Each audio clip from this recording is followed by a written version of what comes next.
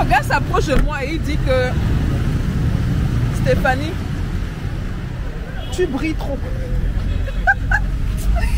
La vidéo, c'est vraiment dit que la go là, elle a gâté son nom cette fois-ci. Que tu brilles trop. Je vais être à tes côtés durant tous tes voyages en Afrique. Et ouais. Bonjour et bienvenue sur Parlons de Business. Alors si on parle de quoi? On parle de business, on parle d'opportunités d'affaires, on parle d'argent, et on parle de tout ce qui peut faire grossir ton compte bancaire, même de mindset. Et une fois en passant, on parle de gigolo. Parce que la vidéo c'est là. Je me suis dit, en fait c'est le genre d'information que j'ai depuis. Je dis, est-ce que je peux en parler à la communauté? Est-ce que je garde tout pour moi? Est-ce que... Vous savez, l'entrepreneuriat peut être dangereux. Hein? Ah ouais, non. On vous montre parfois les côtés glamoureux, c'est tout. L'entrepreneuriat peut être dangereux, surtout quand vous êtes approché par un gigolo. Bon, l'histoire est quand même assez intéressante. Le dos rit depuis là. Le dos c'est comment? Voilà la caméra qui veut que me regarder, dit que mais je vais entendre avec des gigolos, je ne veux même pas voir le dos. Tourne-toi vers le dos. Voilà. J'ai une énorme envie de suivre ton histoire. Mais je vous avais soufflé un mot, c'est parce que maman était là. Et vous savez que ma mère aide tout ce qui est les affaires là. Vous commencez à parler là, elle fait là comme si elle n'est même pas avec vous. Hein. Vous savez que vous parlez seul. Bref, c'est l'histoire d'un gars qui m'approche. Hein. J'étais avec un de mes collaborateurs dans un des pays que je visite, je ne dirais pas lequel. Ça peut aussi être le Cameroun. Hein. Ah je sais pas le point de pays.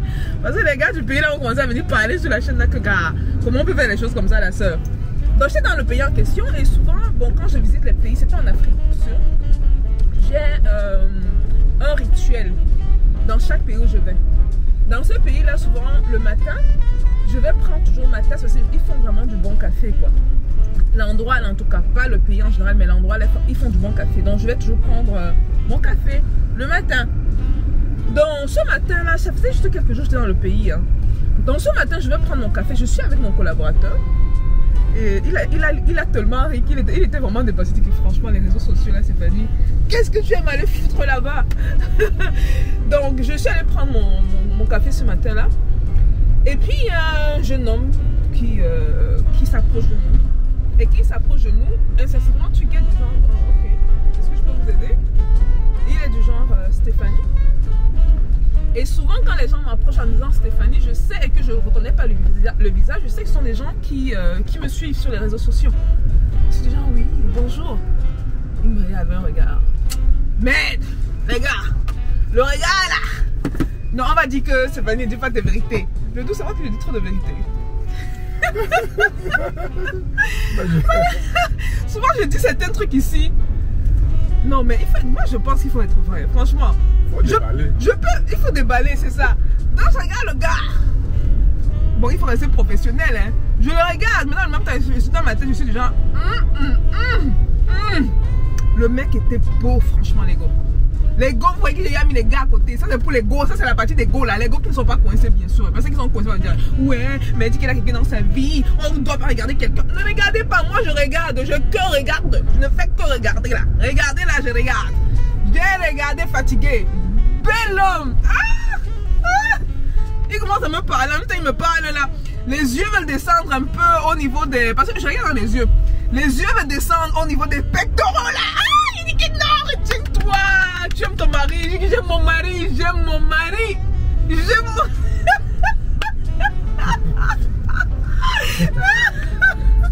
Le dos est que c'est rien folle comme ça. Je vous dis ce qui s'est passé dans ma tête. Je peux vous mentir, mais je vous dis ce qui s'est passé dans ma tête. Ça va descendre, c'est du genre... Descendre, hein, du genre... Comme si de rien n'était, du genre... regardez la tête aux pieds, certaines personnes le font. Et puis, il salue mon collaborateur. Mon collaborateur qui dit oui. Mon collaborateur, même déjà qui n'avait pas aimé, m'a avoué qu'après il n'a pas aimé la proximité. Parce qu'apparemment, quand le gars est venu, il s'est vraiment approché de moi, quoi. Après, il m'a dit, vraiment, j'apprécie beaucoup ce que vous faites sur les réseaux sociaux. Et tout mon nom, c'est elle. La voix grave, quoi. Oh my God. Ouais, mon nom, c'est elle. J'apprécie ce que vous faites sur les réseaux sociaux. Il parle ce matin, il dit, ah, ok, merci, merci. Après, il m'a dit, j'aimerais, est-ce qu'on peut se parler un peu en privé? J'aimerais vous parler de quelque chose d'important. Quand il dit privé, là, j'ai dit que combien? Donc, je suis passée de l'état de oh, il est pas mal, hein, à l'autoprotection en même temps, quoi. Parce que je dis, tu rencontres un inconnu que tu ne connais ni d'Adam ni d'Ève qui dit qu'il veut te parler en privé. J'étais genre, ok, bah, je suis avec mon collaborateur, hein, avec qui j'échange beaucoup de choses, parce que la plupart de mes collaborateurs quand même, ce sont des gens qui ont certains détails sur ma vie, donc ce n'est pas comme si je cachais quelque chose ou quoi. De lui que non, il y a mon collaborateur, c'est bon, il peut être là. Il a insisté, il dit que non, non franchement, parce que j'aimerais vraiment vous parler de quelque chose de super important. Et moi, ça va me mettre mal à l'aise s'il est là. Après, il dit donc, est-ce qu'on peut, je peux vous inviter à l'extérieur? Quand il dit extérieur, il a dit quelqu'un à mon frère. Non, je lui ai dit que non, non, non. On peut parler ici. C'était un tout petit truc, hein, un petit café très sympa. Et je lui ai dit non, on peut parler ici, on va juste se mettre au coin. Donc, on a trouvé une petite table avec deux petites chaises. Donc, on s'est assis là pour parler. Mon collaborateur n'était pas loin parce que subitement, mon collaborateur était devenu mon garde du corps. Il a vu, s'est dit que c'est encore quoi ces conneries là. Surtout que quand je me déplace dans certains pays, moi, ma famille personnellement connaît la plupart de mes collaborateurs, voit tous mes collaborateurs. Donc, pour eux, ils savent que si un truc qui m'arrive, ce sont ces collaborateurs là quoi. Donc, le gars est en mode gars, c'est comment avec la soeur. Je lui ai fait signe que non, c'est bon, on reste dans le café, donc il ne devrait pas avoir de problème. Donc on va s'asseoir et donc le gars se présente encore et il me dit que je suis vos déplacements, je suis vos vidéos. C'est très encourageant. Se lancer dans l'entrepreneuriat, c'est quelque chose qui me passionne. Je suis encore en train de réfléchir dans quoi me lancer exactement, mais ne vous en faites pas, la liste des idées est en cours de téléchargement. Il me dit ok, je lui dis ok, c'est bien, c'est bien. Et puis là, il y a peut-être un silence de 4 à 5 secondes. Vous voyez un peu le genre de silence, c'est un peu gênant, du genre, ok, c'était quoi l'urgence? Après, il me dit, bon, en fait, je voulais vous faire une proposition qui peut être assez gênante, connaissant votre personnalité, connaissant le type de personne que vous êtes. Quand il me dit ça dans ma tête, je me dis, bon, je ne suis pas sûre qu'il me connaît vraiment, mais bon, j'aime bien blaguer. Vous voyez un peu comme un peu plus tôt comment je blaguais sur le fait que les yeux voulaient descendre au niveau des pectoraux et tout. Je suis blagueuse. Mais quand il s'agit d'un certain domaine, je peux être très sérieuse. Surtout si on doit parler du domaine émotionnel. Je peux vraiment être très sérieuse. Genre, ah, je le suis. Ceux qui me connaissent vont vous dire. Un peu trop même. Bon, et je suis pas émotive du tout. Donc, ça n'aide pas. Également. Il dit que oui, non, c'est parce que je vais être direct avec vous. Je sais que vous l'êtes également. Je dis oui. Il me dit en fait, je tiens compagnie à des femmes. Quand il a dit ça, dans ma tête, je suis genre, bon, j'essaie de coller les morceaux. Je tiens compagnie à des femmes fortunées. Je dis, ok, qu'est-ce que vous voulez dire par là? Il dit, mais non, pour les femmes qui se sentent seules, si elles ont besoin d'une présence masculine, je peux être là. Hey! Dans ma tête, je voulais en même temps me lever. C'est le genre dans lequel tu fais que qu'est-ce qu'il vient de dire là? Ça a quoi voir avec moi quoi? Du genre, oui, ok, te sentir seul, te lever, te faire. J'étais du genre, ok, mais je ne comprends pas pourquoi vous m'avez approché. Et puis il me dit non, parce que j'ai remarqué que souvent lors de vos déplacements autour de l'Afrique, vous n'êtes pas accompagné. J'ai remarqué que quand même quand vous prenez l'avion, vous n'êtes pas accompagné. Et ce serait bien qu'il y ait une présence masculine auprès de vous quand vous effectuez ces voyages. Je lui dis, ok, c'est intéressant. C'est intéressant. Et puis il continue. Quand il dit c'est intéressant, il me dit que voilà. Donc, ce que je vous propose, c'est quoi? Je vous propose d'être à vos côtés et de me rassurer que vous avez quelqu'un à qui parler, vous avez quelqu'un qui puisse s'occuper de vous. J'étais trop calme. Ceux qui me connaissent savent que quand je deviens trop calme, ce n'est pas bon. J'étais tellement calme que je pense que moi-même là, je m'inquiétais. Et là, je lui dis, franchement, ça fait plusieurs années que je voyage. Et merci, déjà merci de m'offrir ces services-là. Est-ce que ce sont des services de garde du corps ou... Parce que j'essayais vraiment de comprendre. En fait, j'avais compris, mais j'essayais vraiment de bien comprendre. Est-ce que ce sont des services de garde du corps, garde du corps rapproché que vous offrez et tout? Il sourit. Il me regarde un peu, puis il sourit comme ça, c'est le côté. Comme ça. C'est le côté. Ah! Et parce que je me dis que, hey, est-ce que c'est moi qui ai mal compris ce qu'il veut dire? Il dit que non, non, non, c'est pas garde du corps, vous savez. On peut également devenir intime, si vous voulez. On peut pousser le bouchon parce que vous êtes quelqu'un, travaillez beaucoup. Et quelqu'un qui parfois, vous voyez, de bons massages une fois en passant. Et être proche ne ferait pas de mal. Mais non. Quand il fait ça, il fait la main comme ça, il dit, mais attention. Je ne vous demande pas, je sais que vous êtes en couple, je ne vous demande pas de tromper votre conjoint. Je vous demande de vous relaxer une fois en passant. En même temps, je me suis levée. Il a dit ça comme ça, je me suis levée en même temps, du genre, mais pas abruptement, du genre, tranquillement pour lui dire que non, malheureusement, je ne suis pas intéressée. Et quand je me suis levée, il était assis, il me regarde, il me dit, si vous n'êtes pas fini, je vais vraiment vous proposer, faire la proposition totale. Je lui ai dit non, je suis pas... En fait, c'est intéressant ce que vous faites comme offre, mais ce n'est pas une offre qui m'intéresse personnellement. Peut-être d'autres personnes peuvent être intéressées, mais non, je ne suis pas intéressée. Et là, il me dit, mais vous n'avez même pas entendu le coût, à combien je fais ça. Du genre, il me dit, bon, là, tu veux t'imposer dans mes déplacements. En plus, je dois te payer pour ça. Il y a quelque chose qui ne va pas. Et je le regarde, je dis que non, je ne suis pas intéressée. Après, il me dit, bon, avant de partir, je ne voulais pas que vous ayez une mauvaise impression de moi. Mais je peux le faire exceptionnellement, gratuitement. Écoutez l'offre. Je peux le faire exceptionnellement, gratuitement, si vous me mettez dans les réseaux de certaines femmes qui voyagent également comme vous. À ce moment-là, je me tourne vers mon collaborateur. Je fais ça.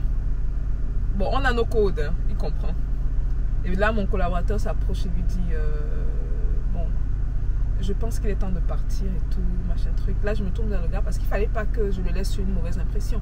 Et je lui dis, non, en fait, merci beaucoup pour l'offre. Je ne sais pas pourquoi vous vous êtes approché de moi pour me faire cette offre-là. Franchement, je n'ai aucune idée. Oui, je voyage seul et j'aime voyager seul. Ceux qui savent, je suis quelqu'un d'assez solitaire.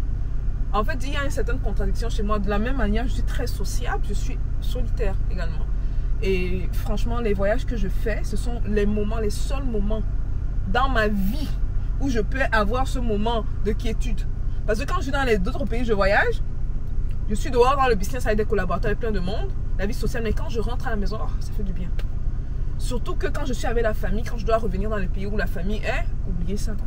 Si je vous dis j'ai 1 heure pour moi, c'est vous mentir. Par jour, entre courir dans les business, s'occuper de la famille, de toutes sortes, hein. Que ce soit les cousins, la maman, les enfants, les neveux, les nièces, les tantes, vous ne trouvez pratiquement pas un peu de temps pour vous, quoi. Donc là, je tourne vers le gars, je lui dis que bon, mon gars, il faut savoir déterminer sa cible également. En business, c'est ce qu'on appelle un mauvais calibrage. Il a fait un mauvais calibrage, c'est-à-dire qu'il a pensé que bon, voici quelqu'un à qui je peux offrir les services et non, bon, ceux qui sont intéressés là. Et ça me rappelle même, l'année passée, non pas l'année passée, 2021, on avait reçu un email similaire, en 2021. Quelqu'un qui disait que bon, si j'ai besoin d'assistance lors de mes déplacements en Afrique, la personne est partante. C'était à des frais très intéressants. On dit, mais partante comment? Il dit que non, si elle a besoin, vous voyez, comme c'était par écrit, il dit que non, vous n'allez pas me faire dire ça par écrit. Mais si, et surtout qu'il avait signé son nom et son... Hey, le nom là, si je le vois, hein, je me rappelais toujours. Il a laissé son numéro. Vous voulez pas me dire faire ça par écrit. C'est là qu'on a compris que c'était un autre gigolo. Maintenant, le message au gigolo. Sans pour autant paraître... le doux, c'est quoi? Le doux rit.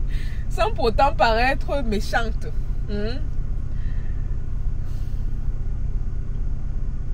Je peux dire ça comment même? Parce que... En fait, j'étais un peu choquée, mais je sais pas. J'étais genre, pourquoi j'ai la tête de quelqu'un qu'on peut approcher pour offrir ce genre de service, le loup.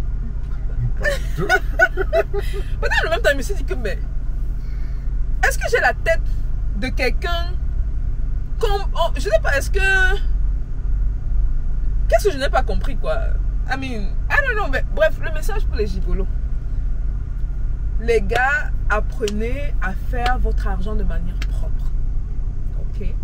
Maintenant, la définition de propre, certains personnes ont dit que la définition de propre, ça va dépendre de qui voit l'affaire, de comment la personne perçoit ça.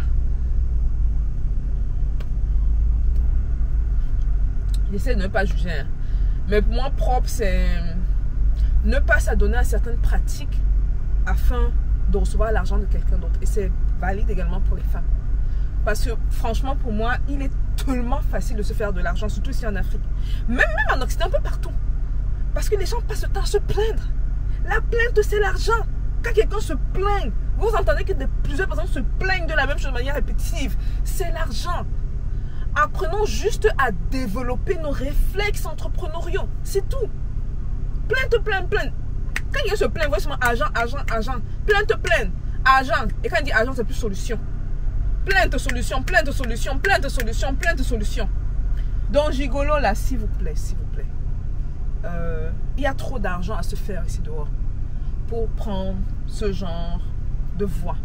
Et surtout que parfois, ça peut laisser des séquelles. Hein. On peut le faire pour le plaisir, on peut le faire pour quand l'argent tombe, c'est bien, c'est sucré. Mais la morale derrière, vous sortirez de ça dans quelques années avec quoi? Même mesdames qui demandent pas ce temps à demander l'argent, ont les listes de diffusion, couchent à gauche pour l'argent, parce qu'elles vont te dire que non, elles ne couchent pas, que c'est le copain. Qui ont combien de copains, je ne sais pas. Et elles font comme ça sur le gars pour l'argent. Le gars n'a pas l'argent. L'ego, il est tellement facile de se faire l'argent. Si vous doutez encore, suivez cette chaîne. Et laissez-vous absorber par l'information. Et en passant, même avant que je n'oublie, parce que on a reçu en moins d'une semaine plus d'une dizaine de personnes qui disent qu'ils ont été désinscrits de la chaîne. Je n'ai aucune idée de ce qui se passe. J'ai regardé mon propre compte personnel, c'est Stéphanie M. Je suis allée regarder, je suis inscrite à ma propre chaîne. Stéphanie M aussi désinscrite. Donc franchement, je ne sais pas ce qui se passe avec YouTube. Prenez le temps de regarder. Prenez le temps de vérifier que vous êtes vraiment abonné et que vous avez cliqué sur la cloche de notification. Je ne sais pas ce qui se passe avec YouTube, je n'ai aucune idée. Ça ne m'intéresse pas de savoir. Mais ce qui m'intéresse, c'est de savoir que vous puissiez suivre le contenu de la chaîne. Ne manquez rien. Donc rassurez-vous que vous êtes abonné. Cliquez surtout sur la cloche de notification afin de ne rien manquer. Okay? Donc c'est la petite histoire. Le dos, est-ce que tu as un petit truc à dire par rapport à ça? La vidéo est longue. Hein? Hey! Voilà la caméra là qui ne veut pas me tourner. Elle dit que gigolo là, c'est fini mon bébé. La caméra est concentrée sur moi. Va chez le dos, tourne-toi là-bas. Tourne-toi ici là. Là. Ok. Elle est là. Bon, moi, ce que je veux dire aux gens qui nous écoutent... Ça te voit, tu es sûr? Oui.